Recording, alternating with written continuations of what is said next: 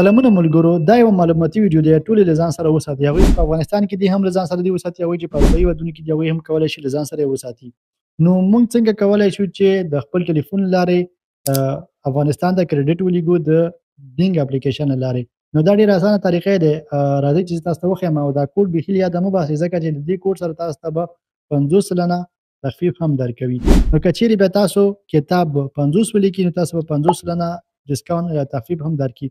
راځئ چې تاسو ته وښیم چې څنګه کولی شو د خپل ټلیفون له لارې دا کار ترسره کړو.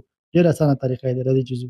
خپل ټلیفون کې به د ډینګ اپلیکیشن ته ننوځئ. کله چې ډینګ اپلیکیشن خلاص کړو دلته به لاندې کلیک کړئ. دلته به هغه شمېره ورکړئ چې غواړئ کومې شمېرې ته ولېږئ پیسې، چې هر هېواد اوسېږي توپیر نه کوي. دلته به لاندې کلیک کړئ. دلته به بنډل انتخاب کړئ چې کوم بنډل تاسې غواړئ. لږ بس شیبه صبر وکړئ ورته. بیا به دلته تاسو نه پوښتنه وکړي تاسې غواړئ څومره وخت بعد پیسې ولېږي. تاسو وایئ چې نه مننه، او له هغې نه وروسته تاسو دې ځای کې کولی شئ چې پرومو کوډ انتخاب کړئ. هغه پرومو کوډ ولیکئ. لکه لاندې تاسې ګورئ مالته لیکلی دی مخکې نه. نو ماته یې د 6 یورو په ځای باندې یوازې 3 یورو ویلي تاسې ورکوئ. نو دلته ماته 50% ډسکاونټ ورکړي راغلو. تاسو هم کولی شئ چې دا ډسکاونټ ترلاسه کړئ.